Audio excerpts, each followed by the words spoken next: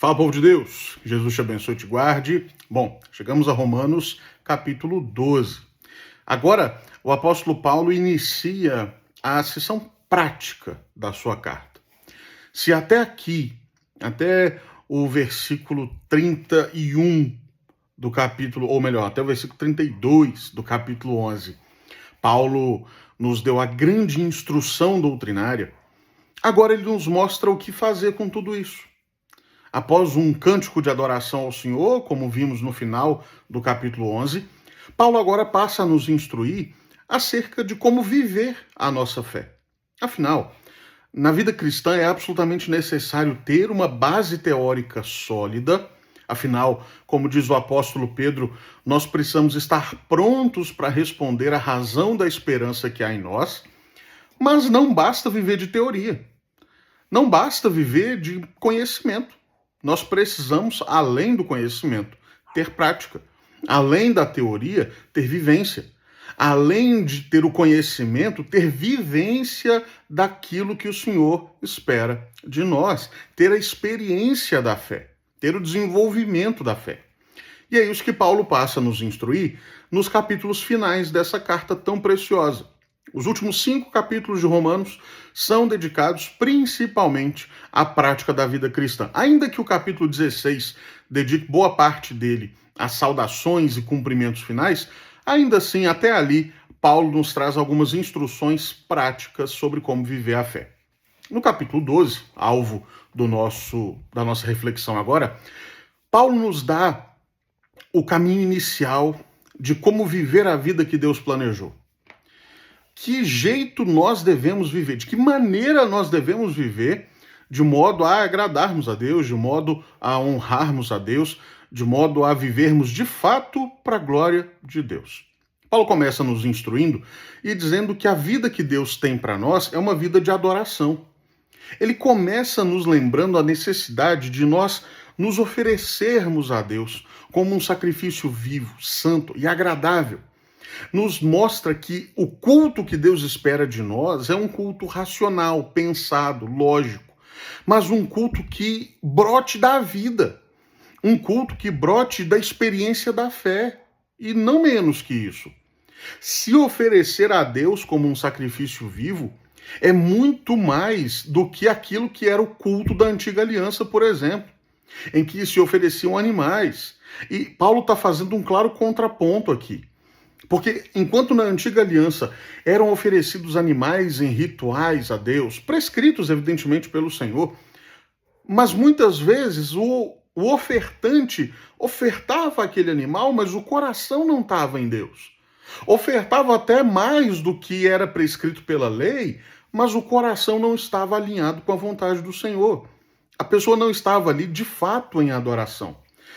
Aqui Paulo chama a nossa atenção a que não ofereçamos sacrifícios mortos, como eram os da antiga aliança, mas para que nos ofereçamos como sacrifícios vivos ao Senhor.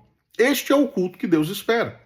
Após introduzir o seu pensamento com isso, Paulo nos mostra que é necessário que não nos conformemos com este mundo, com esse século, mas sejamos transformados pela renovação da nossa mente. Ou seja, é absolutamente necessário que nós tenhamos uma vida diferente dos padrões do mundo, uma vida diferente dos padrões deste século, uma vida de transformação, uma vida de arrependimento contínuo de nossas práticas erradas e de nos voltarmos para Deus integralmente para fazer sua boa vontade. Partindo disso, a partir do versículo 3 até o versículo de número 8, Paulo nos mostra que a vida que Deus tem para nós é uma vida de serviço. Paulo fala aqui de dons espirituais e fala dos mais diversos. Paulo fala, por exemplo, do dom de servir, de ensinar, de contribuir, de exortar, de presidir. Paulo lista uma série de dons e, obviamente, ele não pretende ser exaustivo aqui, haja vista as outras listas de dons que aparecem no Novo Testamento, outras 2 escritas por ele mesmo, o Paulo.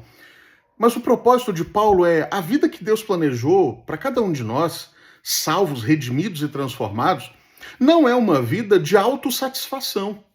Não é uma vida em que nós buscamos o nosso próprio prazer acima de tudo e todos. É uma vida de serviço, é uma vida de dedicação ao outro, é uma vida de estender a mão. E assim também nós seremos suportados. Assim nós também seremos alcançados nessa mutualidade. Enquanto servimos outros em amor, pela graça outros também nos servem em amor. Mas não servimos esperando pelo serviço alheio. Servimos porque é o mandamento do Senhor para nós. Usamos aquilo que Deus nos deu, dons, talentos, capacidades, habilidades, conhecimentos, seja o que for. Toda boa dádiva que nos foi outorgada por Deus, usamos isto para a glória de Deus e suporte do próximo. E uma maneira de abençoar aqueles que estão ao nosso redor, sejam eles irmãos na fé ou não. Finalmente, aqui em Romanos 12, Paulo dedica um longo trecho, a partir do versículo 9, a nos mostrar que a vida que Deus planejou para nós é uma vida vivida em amor. E Paulo trabalha aqui o amor de uma maneira dupla. Amamos aos que compartilham da mesma fé, amamos aqueles que dividem a mesma experiência religiosa de nós, mas amamos também aqueles que ainda não compartilham da mesma fé e da mesma esperança. Paulo mostra que, com relação àqueles que compartilham a mesma fé, desenvolvemos um amor muito profundo e é necessário que assim seja. Nos aproximamos de verdade, intencionalmente, querendo de fato viver o amor fraternal profundamente, compartilhando necessidades, compartilhando alegrias, compartilhando lutas, compartilhando a vida. Mas com relação àqueles que ainda não creem no mesmo que nós cremos, nós ainda assim amamos. Amamos e pregamos, amamos e insistimos com a verdade, amamos e proclamamos o evangelho a eles e não buscamos vingança caso se levantem contra nós. Não buscamos retaliação com a nossa força, com o nosso braço. Deixamos isso para Deus. Por isso que Paulo diz, se possível, no que depender de vós, tende paz com todos os homens. Não vos vingueis a vós mesmos, amados, mas dai lugar à ira, porque está escrito, a mim me pertence a vingança, eu é que retribuirei, diz o Senhor. Tem pessoas se levantando contra você? Faça o bem. Tem gente indo contra você? Faça o bem. Tem gente se levantando, te humilhando, te pisando a cabeça? Faça o bem. É esse o versículo que fecha essa série de pensamentos de Paulo. Não te deixes vencer do mal, mas vence o mal com o bem. É desafiador, é verdade.